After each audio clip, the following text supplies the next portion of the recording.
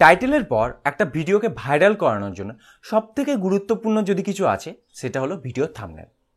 Thumbnail হলো আসলে আপনার ভিডিওর ভিজুয়াল রিপ্রেজেন্টেশন, বা বাংলায় আপনি বলতে পারেন যে ভিডিওর প্রতিচ্ছবি, বা এক কথায় বলা যায় যে ভিডিওর কভার। ওকে, সো থাম্বনেল যদি ইন্টারেস্টিং না হয় তাহলে কিন্তু কেউ আপনার ভিডিওতে ক্লিক করবে না। আপনি নিজেই একবার ভেবে দেখুন না, যে ধরুন আপনি ইউটিউবে কিছু সার্চ করছেন কোনো একটা বিষয় নিয়ে, তো সার্চ করার পর সেই বিষয়ে অনেক সার্চ রেজাল্টে অনেক ভিডিও এলো, তো আপনি কি সেই ভিডিওতে ক্লিক করবেন যে ভিডিওর থাম্বনেল দেখতে সুন্দর নয় বা ইন্টারেস্টিং নয়? নিশ্চয়ই আপনি সেটা করবেন না। আপনি নিশ্চয়ই সেই ভিডিওতেই ক্লিক করবেন যার থাম্বনেল দেখতে সুন্দর বা ইন্টারেস্টিং মনে হচ্ছে বা অ্যাপিলিং মনে হচ্ছে।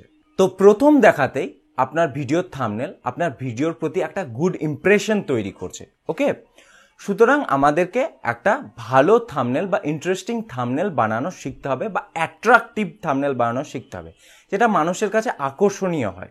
আকর্ষণীয় মানে এই নয় যে আপনি আপনার থাম্বনেলে কোনো মেয়ের বুকের ছবি লাগিয়ে দেবেন বা কোনো সেমি নিউড পিকচার লাগিয়ে দেবেন, না, সেটা নয়। সেটা করলে আপনার ক্লিকবেট হয়ে যাবে, আপনার ভিডিওতে স্ট্রাইক আসতে পারে।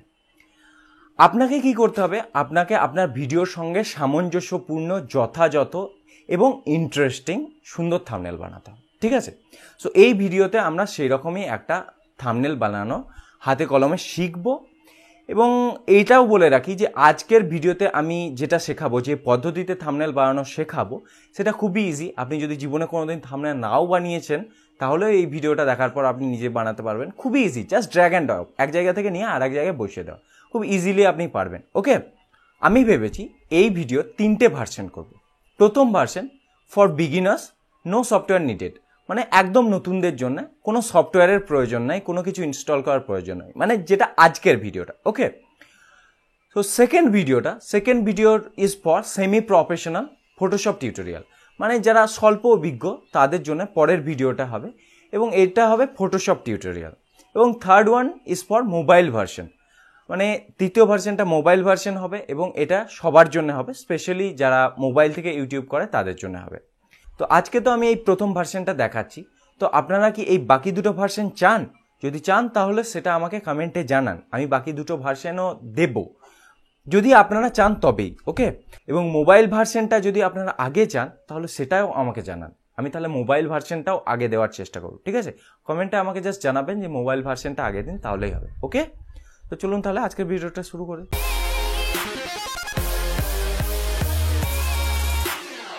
সো থাম্বনেল বানানোর জন্য প্রথমেই আমাদেরকে একটা টপিক চুজ করে নিতে হবে, যে কোন ক্যাটাগরি বা টপিকের উপর আমরা থাম্বনেল বানাবো। দেখুন, আপনারা তো আমার ভিডিও দেখেই থাকেন এবং সেখানে কীরকম থাম্বনেল আমি আপলোড করি সেগুলো দেখেন।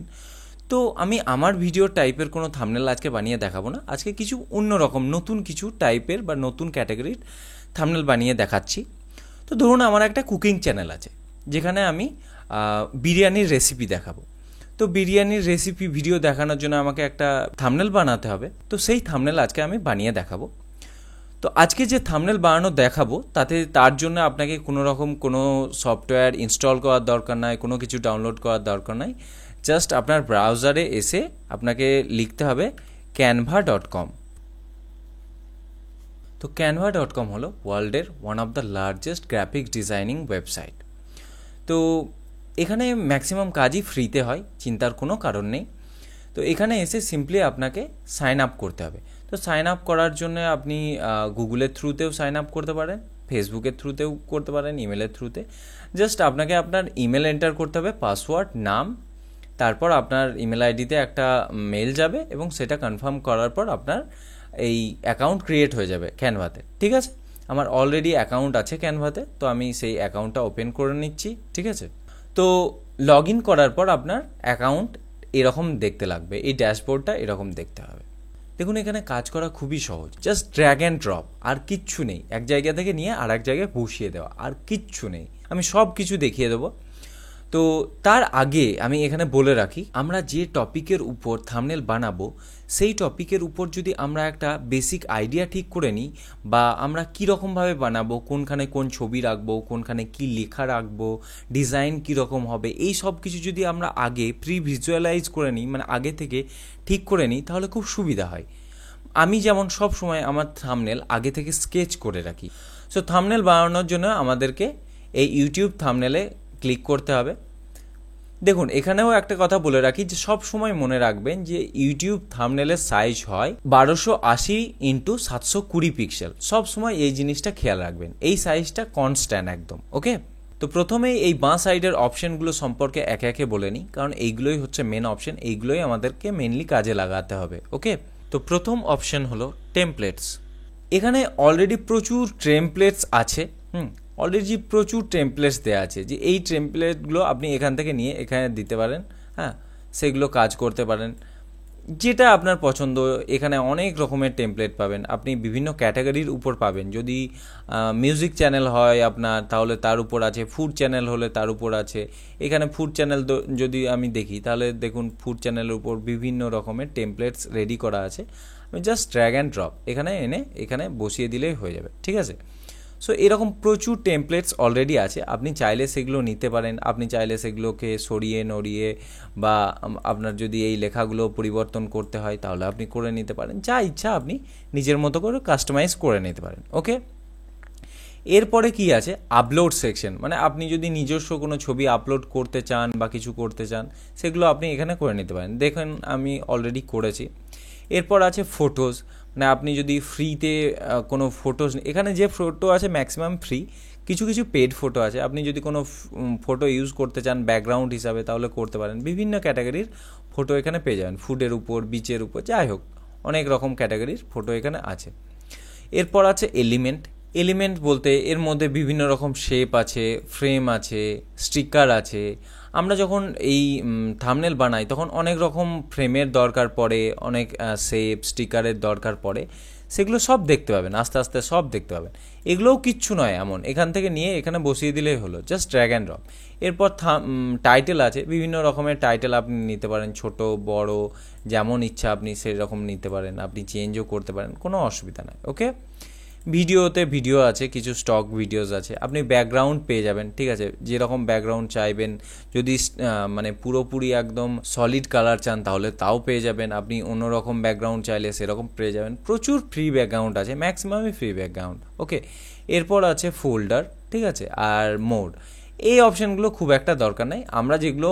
আমরা যে কাজ করব তাতে এই templates, upload, photo, element, text, background, এই কয়েকটাই আমাদের কাজে লাগবে, বাকিগুলো আর সেরকম কাজে লাগবে না। ওকে, তো আমরা অপশানগুলো সব দেখে নিলাম, আমরা বুঝে নিলাম যে আমরা যে কোনো টেমপ্লেট ইউজ করতে পারি। তো দেখুন আমাদের এই সব টেমপ্লেটসের কিছু দরকার নেই, আপনি চাইলে ইউজ করতেই পারেন, কিন্তু আমি আজকে একদম একদম ব্ল্যাঙ্ক থেকে নতুন করে একটা ক্রিয়েট করে দেখাবো, একদম জিরো থেকে, হ্যাঁ শূন্য থেকে দেখাবো। তো তাহলে এখানে যেগুলো আছে সেগুলোকে একে একে ডিলিট করে নিই। সো তার জন্যে Ctrl+A টিপে তারপর ডিলিট অপশানে টেপার সঙ্গে সঙ্গে সব কিছু ডিলিট হয়ে যাবে। ওকে, সো এবার আমরা কি করব, আমরা বিরিয়ানির থাম্বনেল বানাবো। সো তার জন্য আমাদেরকে একটা বিরিয়ানির ছবি লাগবে। তো আমি একটা বিরিয়ানির ছবি কিন্তু নিয়ে রেখেছি, ঠিক আছে, বিরিয়ানির ছবি আছে। তো সেই বিরিয়ানির ছবিটা আমি এখানে আপলোড করে নেব। তো আপলোড বাটনে ক্লিক করব, এরপর উপরে দেখুন upload an image or video, তো এখানে ক্লিক করব। দেখুন এই ফোল্ডারে, এই ইমেজ ফোল্ডারে আমি এই বিরিয়ানির ছবি রেখে দিয়েছি। তো এই বিরিয়ানির ছবিটা ধরুন আমি এখান থেকে ওপেন করে নিলাম। দেখুন এটা এখানে কিন্তু আপলোড হয়ে গেল। তো আপলোড হয়ে গেল, জাস্ট ড্রপ করে দিলাম, এখান থেকে ড্র্যাগ করে এখানে ড্রপ করে দিলাম। তো এখানে চলে এলো। এবার এটাকে আমি পজিশন করে নেবো ঠিকঠাকভাবে, সাইজে বড় ছোট করে নেবো যেমন ইচ্ছা। সো ধরুন আমি এটাকে এরকম রাখলাম, আপাতত এরকম রাখলাম।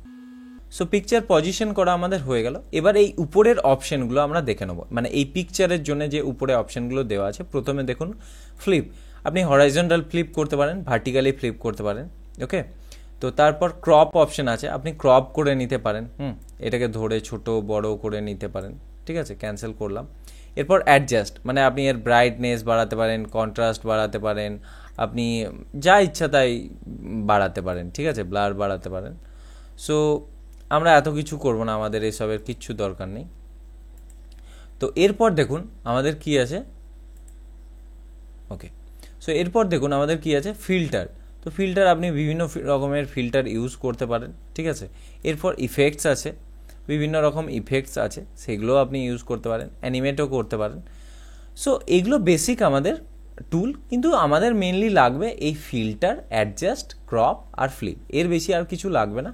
আর ডান সাইডে দেখুন ট্রান্সপারেন্সি, মানে আপনি এটাকে কতটা ট্রান্সপারেন্ট রাখবেন সেটার উপর ডিপেন্ড করছে, ঠিক আছে। সো আর এখানে দেখুন একটা অপশন আছে ডিলিটের অপশন, এটাকে আপনি যদি লক করতে চান তাহলে লকের অপশন আছে, ঠিক আছে। সো মেনলি এইগুলো আমাদের কাজে লাগবে, ওকে। একটা কথা বুঝে রাখুন, আজকে আমি যে থাম্বনেল বানানোটা দেখাবো এটা একটা উদাহরণ মাত্র। আপনি জাস্ট এই বানানোর প্রসেসটা শিখে নিন, তারপর আপনি যে রকমেরই থাম্বনেল বানাবেন, যে টপিকেরই আপনার ভিডিও বা যে ক্যাটাগরির চ্যানেলে হোক না কেন, আপনি সেই ক্যাটাগরির যে কোনো থাম্বনেল বানাতে পারবেন। জাস্ট আপনি কোন প্রসেসে আমি করছি সেটা শুধু শিখে নিলেই হবে, ওকে।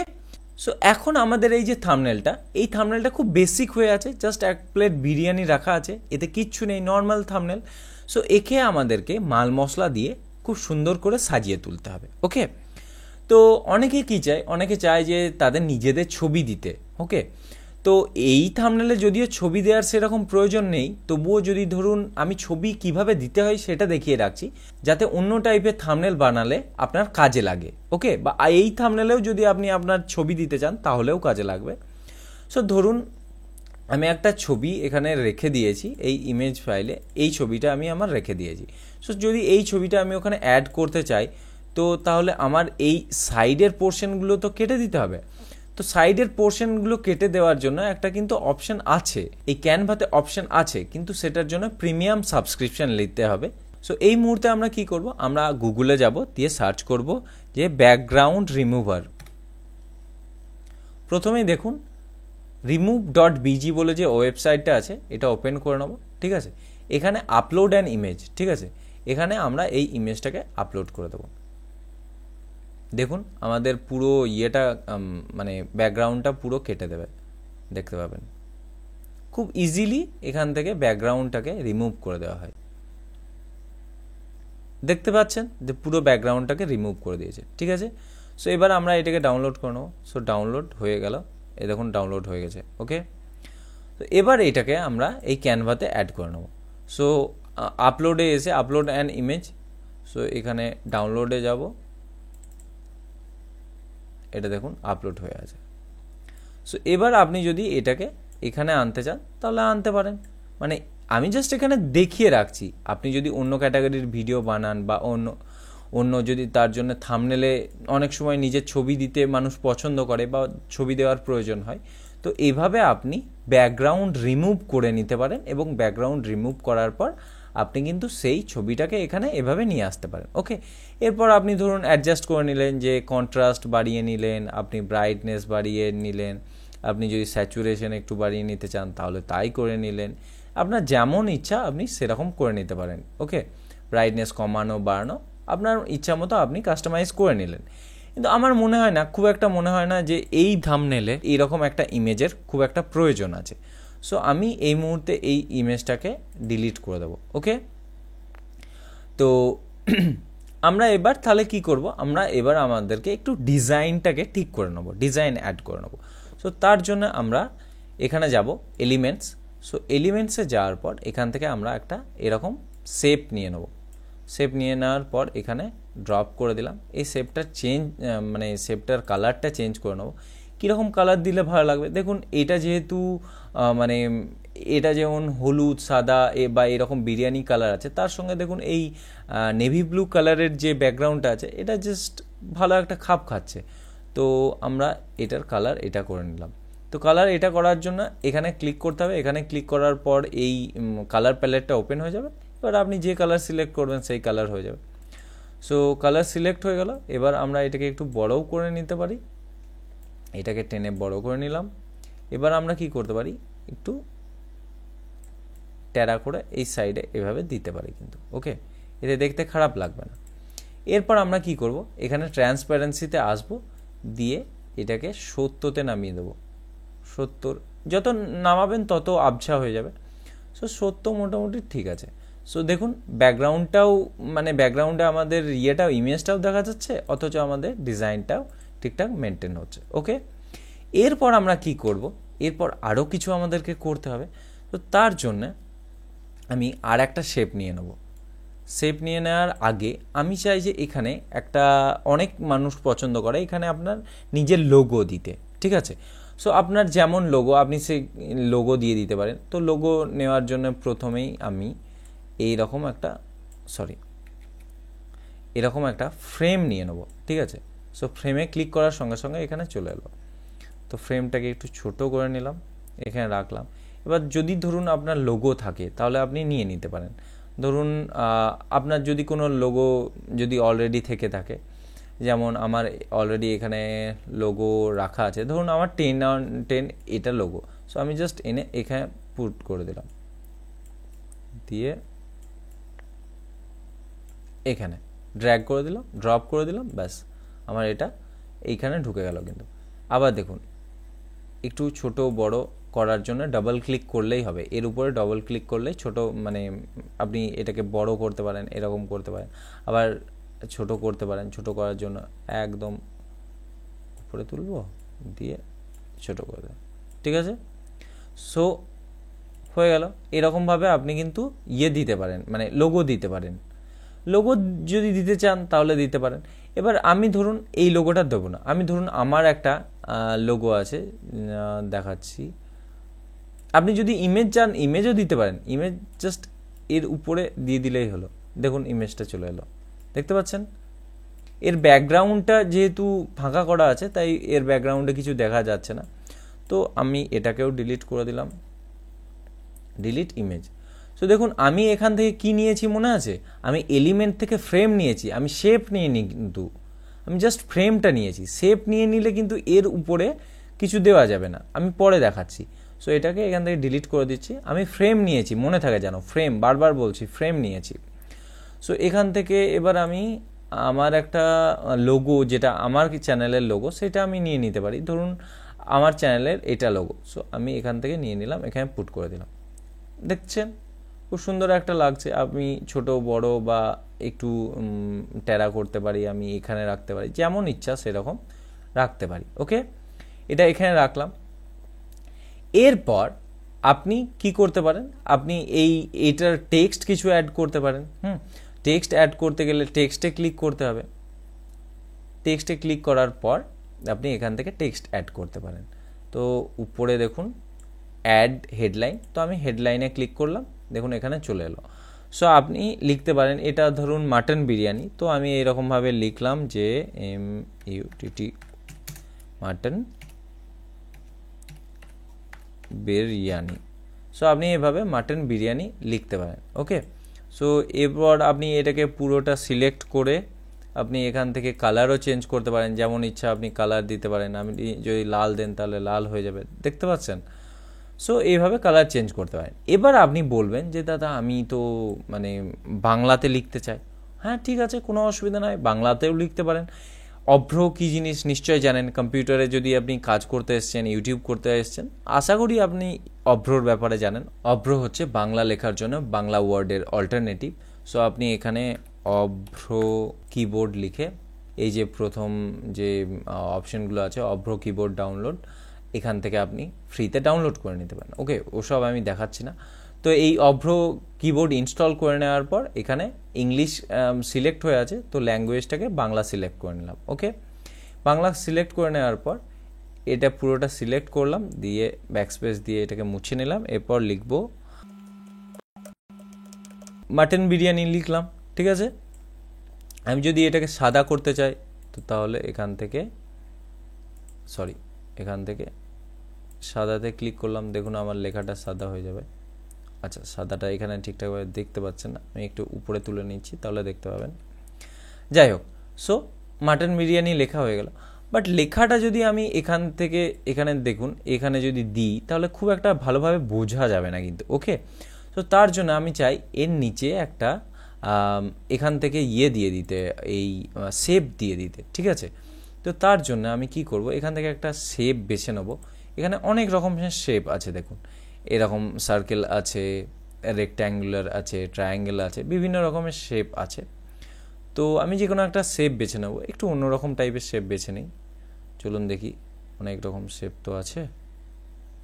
আচ্ছা, এই শেপটা বেছে নিলাম। তো এই শেপটা বেছে নিলাম, এখানে শেপটা চলে আসলো। তো এই শেপটার কালার আমি ঠিক করে নিচ্ছি, এইখানকার কালার আমি ওই সেম একই দেবো, বাট এখানকার কালারটা আরও একটু ডিপ করে দিই। সো আরও একটু যদি ডিপ করতে যাই তো আবার এখানে ক্লিক করব, এখানে ক্লিক করার পর এই নিউ কালারে যাব, দিয়ে এখান থেকে আরও ডিপ করে দিলাম। ঠিক আছে, দেখতে পেলেন এটার থেকে এটা ডিপ হয়ে গেল। সো এবার কি করব, এবার আমরা এর এখানে যাব, দিয়ে ট্রান্সপারেন্সিটাকে আবার 70 মতো করে দেব। আচ্ছা 70 করে দিলাম। এরপর আমাদেরকে এটাকে বড় করতে হবে। আচ্ছা এটা একটু বড় করে নিলাম, এরপর ছোট করে নিলাম, ব্যাস এই সাইডে বড় করে নিয়েছি।